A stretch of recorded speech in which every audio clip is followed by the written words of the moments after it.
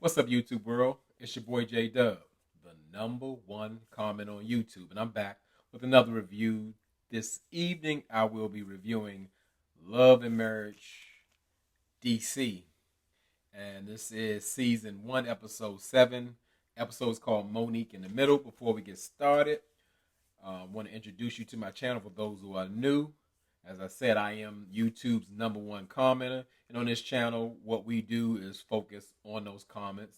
I don't ask for the likes or the subscriptions. I focus on those comments because that's what I do it for. And as I ask, the only thing I ask is like when you're down in those comments, just be mindful that you are talking to the Dove fam. The Dove fam is my fam, your YouTube cousins. And all I ask is that we respect each other. And that's all that matters to me because you can say anything you want. You can talk about Monique weighing 10 pounds of weed. You can talk about Country Chris. Say what you want. It's your opinion, but let's just respect each other. And pretty much that's it. Let me go ahead and get into the video because it's a little late because I know I'm probably going to have a tough time trying to push out 2 videos instead of 1. So I got to do this for y'all and make sure y'all get the, the product because y'all been very patient. So the episode starts off. It starts off with Monique at her new job. She's working at WPGC 95.5. She's on a morning show with Todd B. And I'm not sure if the show is still on or not. But because normally I don't listen to the radio in the morning, or I'm getting up the same time Monique getting up, 4 o'clock in the morning or whatever the case may be. So I don't really know. The morning show don't come on that early. And in Monique's first introduction on the show, she started speaking Swahili. Now, some people know I'm not really a Monique fan from, I guess, seeing her on this show. However, when she's speaking that Swahili and stuff, I thought that was kind of fly. I believe that's what rich people should do. Like, you gain new experiences that normal people wouldn't. And like, going to Africa, everybody doesn't get to go to Africa or can afford to. Or just learning or speaking Swahili, another language. I mean, I think that's great. I think that's what you should do as a fluent person. So, we go and see into the next scene where Chris, now he's like in Mr. Mom mode or whatever because Monique is working early hours. And he's getting all 3 of their kids ready in the morning, trying to get just all the kids, get them on a schedule, brushing their teeth, eating breakfast, and his schedule for the day. And he's having a little challenge with his youngest son, Chance.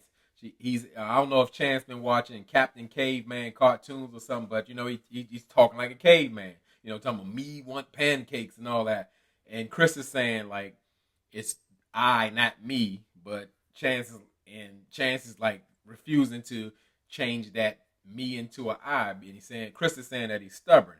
And I mean, I think as far as I can see, Chris is doing like a pretty good job and switching the roles with Monique and caring for the kids because she'll let you know all day that she's been a single mother or a stay-at-home mom who does it all by herself for 9 years. And when Monique arrives home, she gets in a conversation with Chris, I guess talking about her new job and how she enjoys it and she loves switching the roles, I guess her being the focal point. And she's even, I say, thanking Chris for being appreciative, but it's something about Monique's tone, the way she speaks about it. Well, I'm glad you're doing it. I'm thankful you're doing it, but it's not quite there. And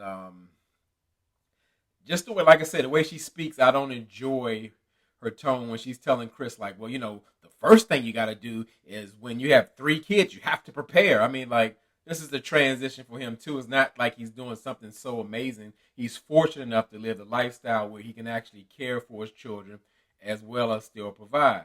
But I just see Monique's stance is like, ungrateful. That's what I'll say because it just don't stop there. So let's go to the next one. We talking about, my favorite couple on the show, Jamie and Arena, and they're at home. And it's TikTok time because if people don't know, Jamie and Arena have a huge TikTok following, and I normally watch it on IG, and I'm saying if you haven't watched some of their TikToks, you are really missing out. I'm telling you, it's so funny. And I guess by watching the scene, you see like Jamie is pretty much in charge of the direction or production, and Arena is the talent because she come downstairs and say, "Well, you ain't supposed to call me till everything's set up and ready or whatever." And like I said, you're missing out because Jamie is actually funny. He's real funny in the videos, but Arena is the true talent in their videos. Like she can act weird, creepy, funny. She can do it all. Like she said in the show, like you may think she come off like stuck up or stiff. No, she's a real actress, and it's hilarious. They got some classic TikToks, and they go over, I guess the group counseling session with the medium from the salt bath, and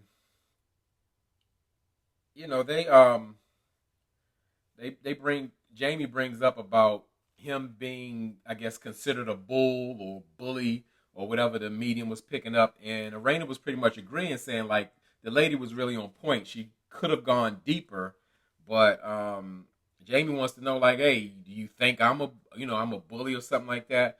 And Raina says pretty much no, but she feels like he's aggressive, and you can see in their confessional where Arena says, "Hey, like you can be aggressive with me and the kids," and you can tell Jamie didn't really like that statement. And I'm gonna say he used his aggression silently, in that situation to kind of let Arena know that he did not like that. He spoke on it, but you could tell he was upset and bothered. And I can really relate to that situation. Like I said, before counseling, I behaved in that way. And as I said, it has something to do, it's rooted in your upbringing. And it's not like intentional, you're trying to be mean or anything like that. It is like you've been trained to almost push your will or make things happen or take charge in situations, and it really applies to everyone. And sometimes you got to know when to turn it off. And as I said, through counseling, I learned that I really did that, and it wasn't. I did it with everybody.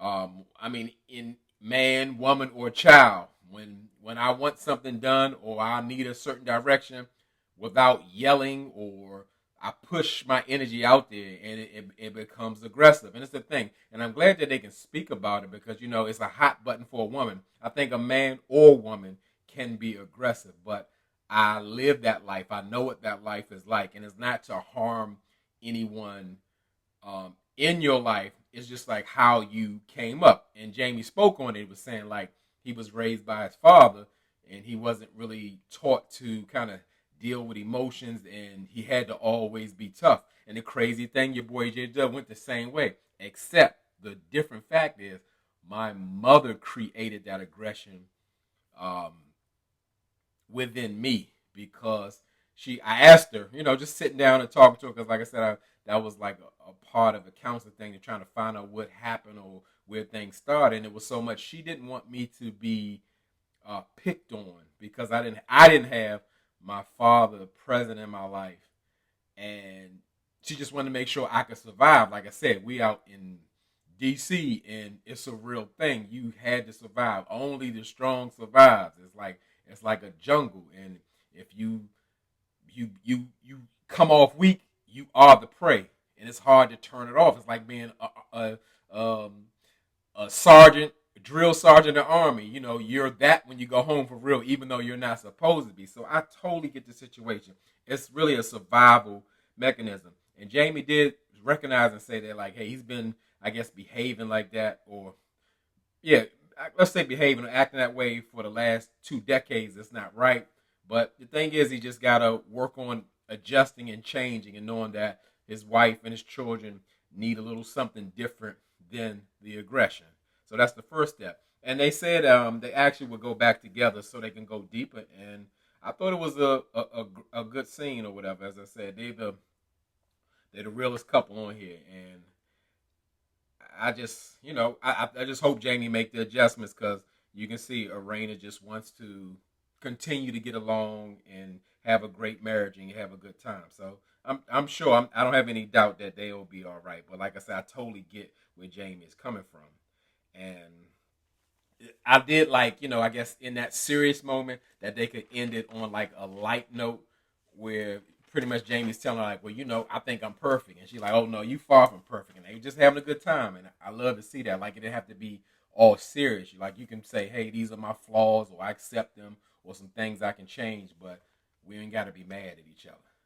So let's go to Ashley. Ashley's having a photo shoot because she has an upcoming book, and she really opens up in this scene where she's talking about like having depression and insecurities, but she's also like throughout the book she's trying to motivate other women with her story to what's the title book called? Do That you know, and I really enjoyed seeing Ashley in this way. Like I really enjoyed her this whole episode. Like she's kept it real. I haven't really been an Ashley fan, but her personality really shines through. Like people really want to see the real you, and I think we got that in this. And that's what kind of differs from, let's say, the other reality shows where, of course, production has a hand in some things, but like you could tell Ashley is real, and I really enjoy that.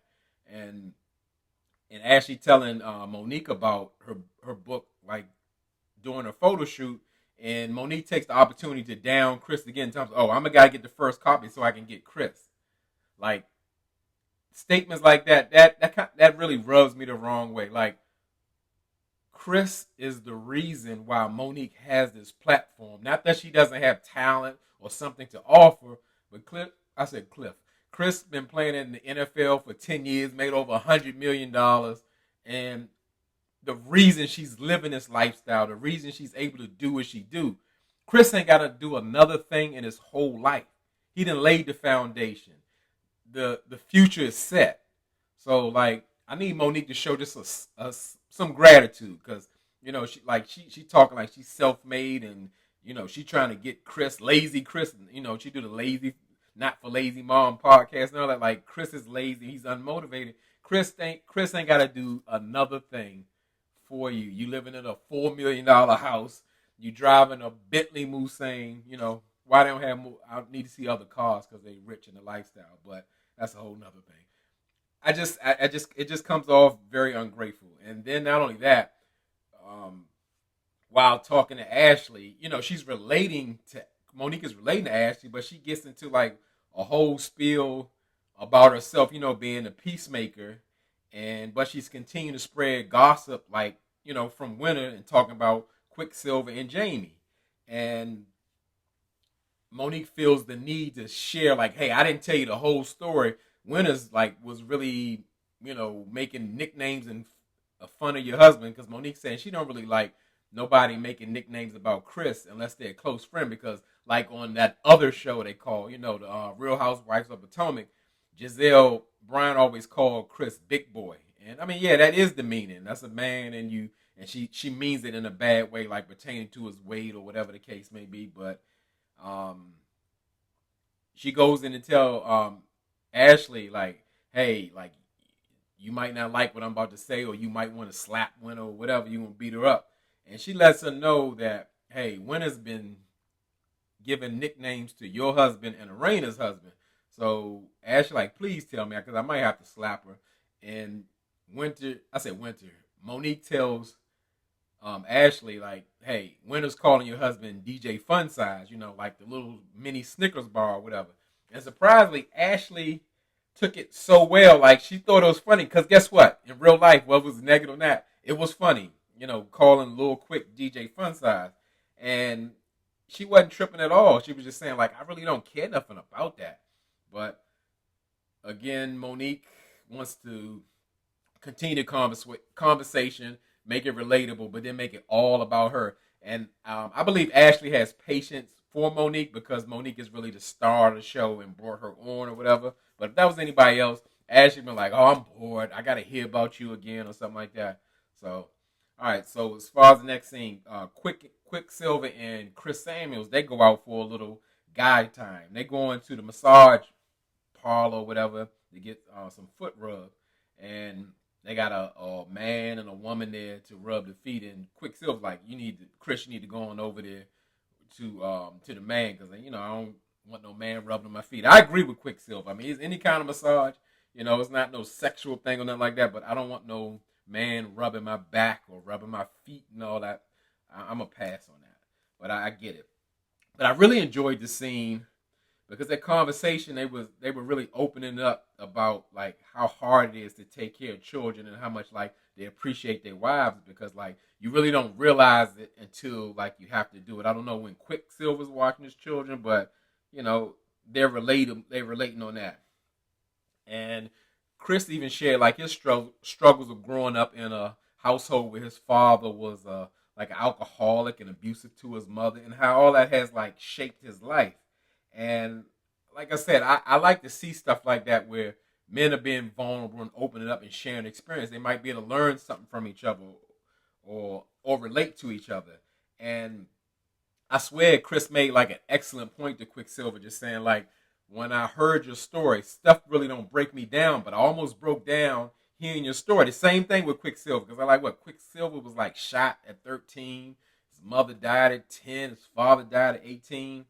And he been going through it. And like none of that has really been healed or discussed, because Quicksilver feels like he doesn't want to talk to a therapist because it's a stranger and he doesn't trust, and he has to be strong all the time because that's what his father told him he had to be.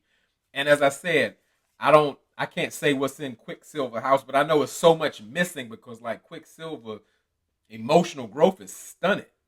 He's like back there at a 10-year-old or 18-year-old or 13-year-old because he hasn't dealt with all that trauma he has going on. So Ashley must have the patience of a saint to like really deal with that. And not saying again he's a bad guy, but he has not dealt with his past traumas and it's still affecting him. That's why like he don't want to come home, as far as he just want to work and prove his dad and mom, I guess right about what he chose to do and make them proud, even though they're gone. So it's a lot missing there, and the way Chris broke it down, I know he understands like counseling. He's saying like you really don't understand like how deep the damage goes until you share those experiences with someone who's able to help you manage and work through those things, whether you're going to forgive the situation or move forward.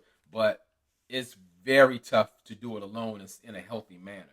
So, like I said, this was like a real scene, and that's what I said I'm really enjoying about the show. It kind of started off slow in the first part of the season, but like I said, this is reality. I don't think it gets any realer than this type of situations in reality TV.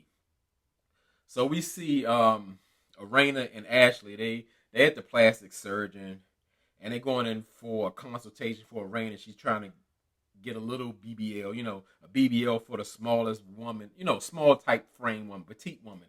And I'm like, damn it, Arena, why? Stop it, please.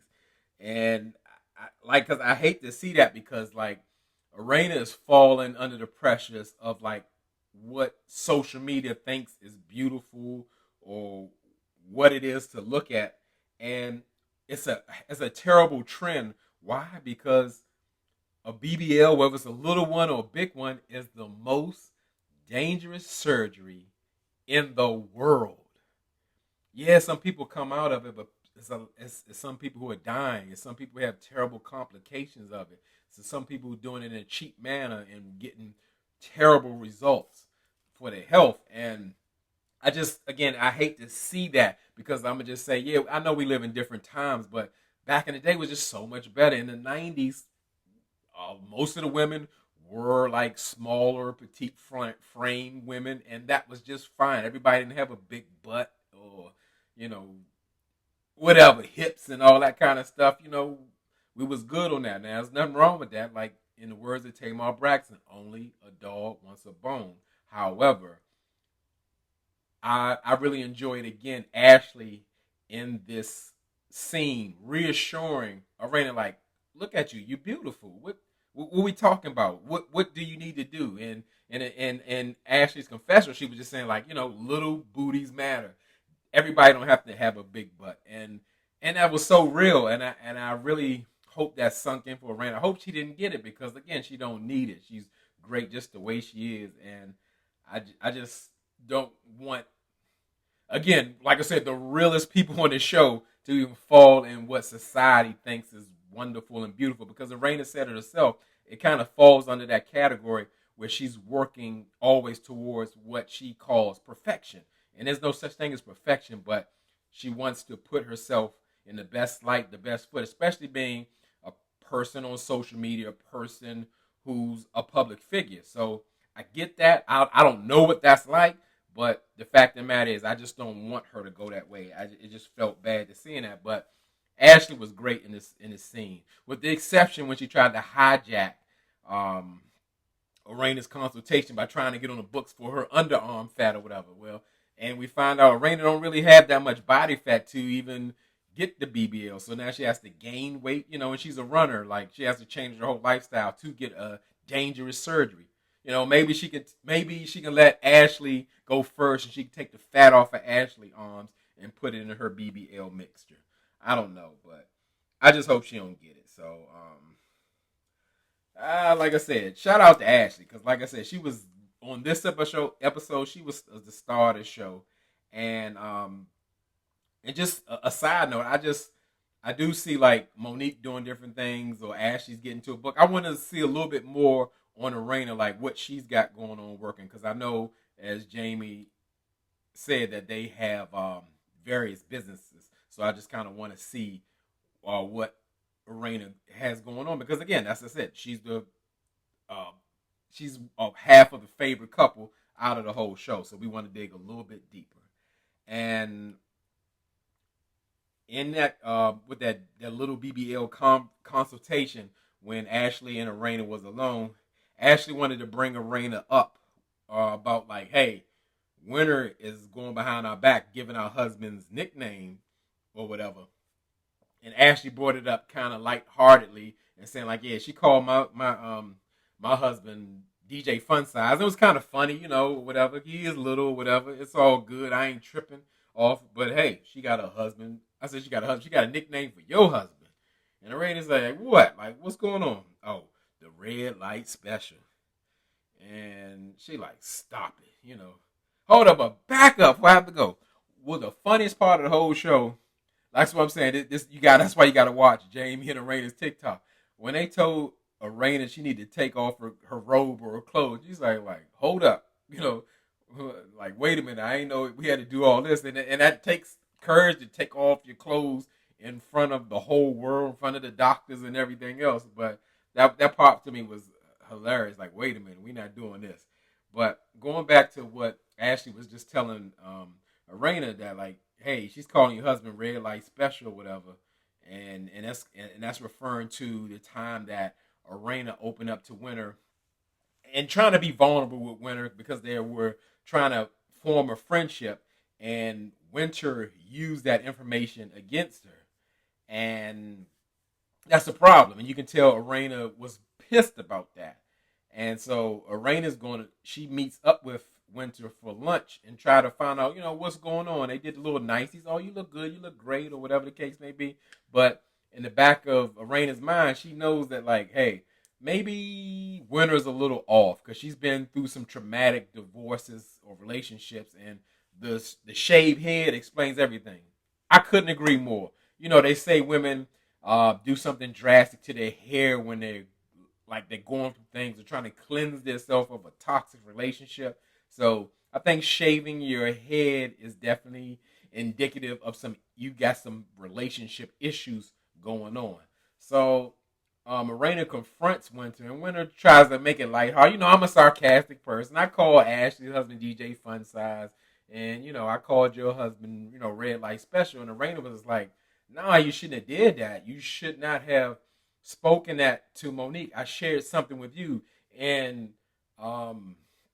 Winter's like, well, you didn't say that. And Arena's like, why should I have to say that? And I totally agree. Like, the crazy thing in this world, like, if you don't want nobody to know nothing, you better keep it to yourself. That's why most of us in this area are very private people. That's why I'm really surprised with Arena and Jamie, excuse me, being on this show, because you have to expose too much. Most of us are private people, because just like what Winter did, people use your personal information to try to hurt you.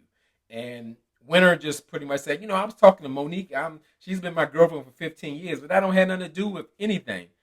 don't share my information that we have a private conversation with each other and give it to your good girlfriend or your mother or whoever. But people do it all the time. That's why I said you can't even talk to people. And then trying to make new friends and all that is almost tough and damn near impossible. But it got a little heated. Rain looked like she was about to slap Winter or something. So Winter kind of backed off and just said, like, we need to cool this or end this because it's getting ready to go left. And that was pretty much for the episode. And as I said, I enjoyed the episode because, again, the men and women got really vulnerable. And there were some real conversations and situations that were had that are not like on reality TV. So that was it. Drop down in the comments. Tell me what you thought. Something I missed. Something you want to add. And let's talk about it. And as I always tell y'all could be anywhere in this YouTube world. But you're here with me. I really appreciate it, and I really mean it.